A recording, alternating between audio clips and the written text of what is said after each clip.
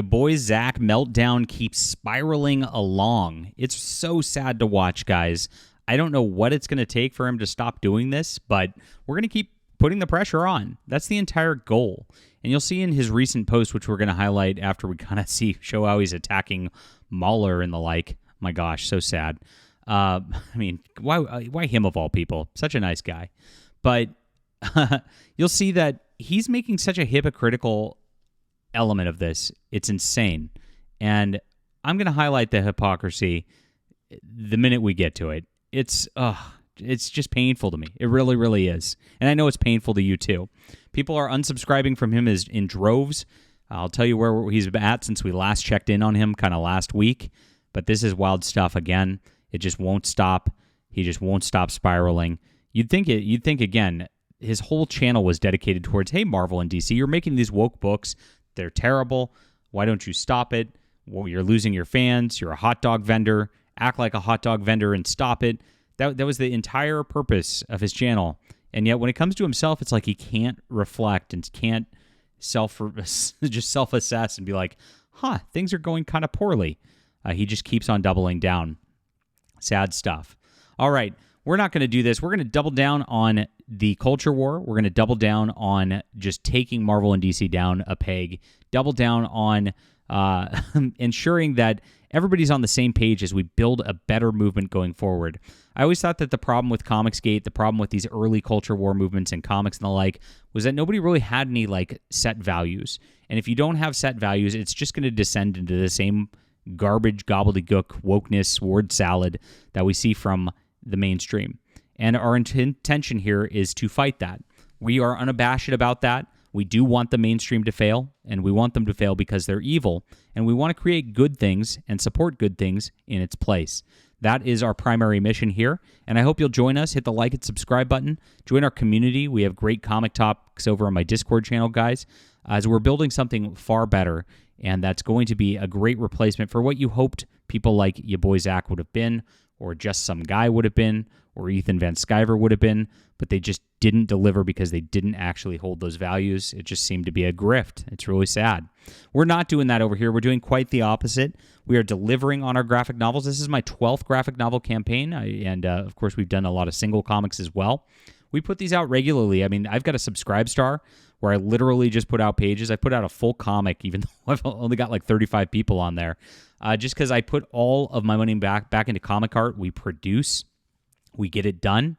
And this is our best-selling graphic novel ever as a result. I really think that people are seeing the difference at this point.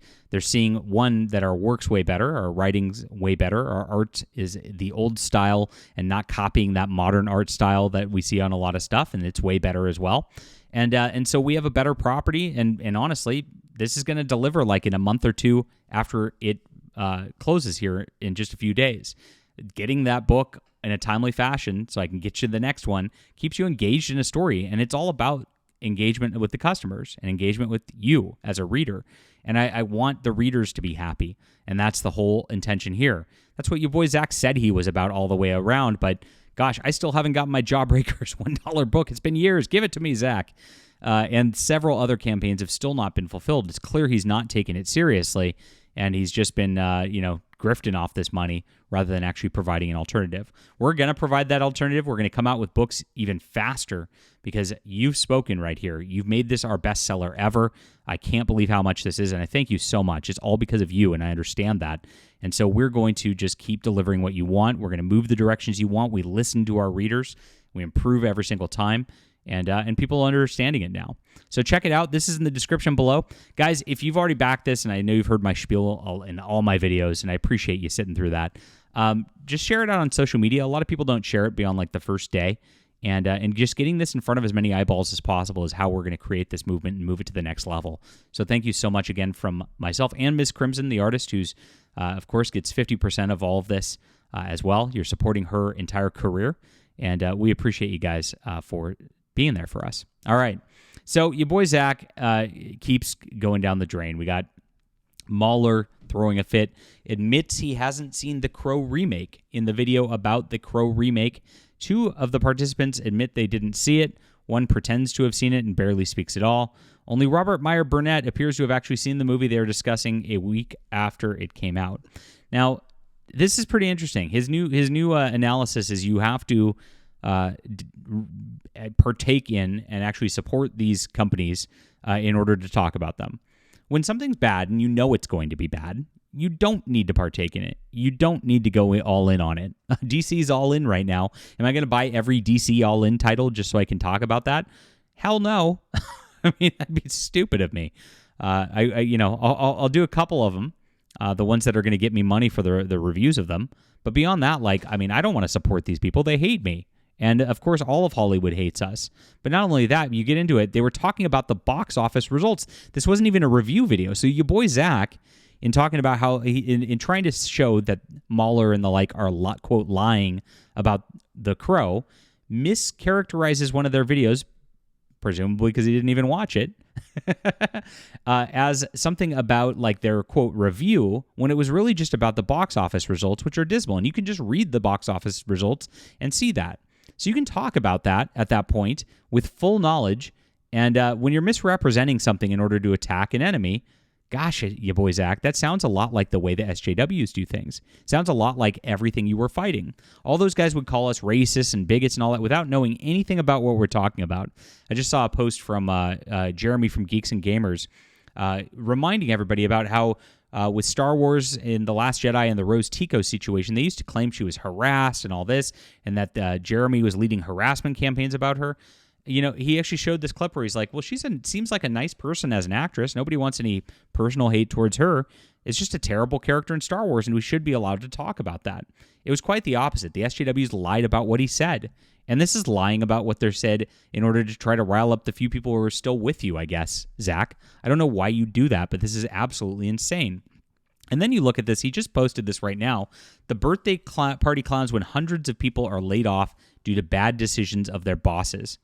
As if these people are not complicit in this. The people who are working for these studios in video games and in The Acolyte and all that, they all deserve to be laid off. They're all incompetent. They all do a terrible job on these products. It's just like any Marvel and DC person. Yeah, editorial probably is a large portion of the problem, but those people hired T. Franklin, and T. Franklin got laid off. You tell me when T. Franklin gets fired from a comic project, you're not going to be excited about that? Or when Max Visaggio's begging on GoFundMe, you're not excited about that? Of course you are. You're pushing that just like this because, you know what? These people deserve it. It is a terrible thing that they got the jobs to begin with. They're ruining all these properties. They're causing a lot of problems. In comics, when you talk about it, it's totally fine. But when somebody else talks about it, another thing, it's not. And so this is why the hypocrisy is pissing everybody off, Zach. This kind of thing is nonsense. You are doing this in comic books, what other people are doing in movies and the like and more. And there's nothing wrong with that. Celebrating when the woke are taking L's, when the woke are failing, when Concord as a video game is getting destroyed, or the Acolyte is just getting completely purged in memory hold by Disney, we should be celebrating that because we won. We were pushing for that. We wanted these people out of there. Of course we did. We'd have to be insane not to. And this is insanity to post this kind of thing as some kind of attack on your allies again when you do much the same thing and demand a lot of these people get fired at these companies anyway. This is exactly what you're trying to do. Now, Zach is very much realizing and he's seeing the hurt on his channel, down to 98.5K subscribers. Last week we checked on him. He was 99.2, so he's lost another 700 subscribers in just a few days. He started his downward spiral at about 110K over the last couple of years. And gosh, how low can he go? I guess we'll catch up to him soon enough if he keeps going at this rate. We're gaining about 1,000 subscribers during that time. So if he loses 1,000 while we gain 1,000 each time, it's still going to take a while, a couple of years. But yeah, we're going to have fun in the process. But look at the videos. He's definitely backed off of his old titles because you could tell that it wasn't working. And he could tell he really needs to shore things up. Scarlet review and, of course, knocking Kelly Thompson's crap. Knocking Heather Antos again. But weirdly, there's new Heather Antos material, and I covered that extensively on the channel. You can watch it here. Please watch those videos. And he's covering stuff from 2023, and just rehashing stuff. I don't understand it. But yeah, that's kind of what he does these days. He doesn't cover any news. Rich Johnson, Tom Brevoort, Muddy the West. So you can see the most recent videos are backing off of what he's doing. and he's just putting it on his community tab. But Zach, people see the community tab too. That's why you're losing subscribers still. Just knock it off. Seriously. Stop, as he used to say to Marvel and DC. All right. Leave a comment down below with what you think about this. Hit the like and subscribe button. And please, back to Hidden Emperor today. This is the real alternative. We are producing. We are everything Ya Boi Zack promised with his channel back in the day that you followed, that he's not doing. And we hope to earn your support as a subscriber and a customer. I appreciate you guys for being there.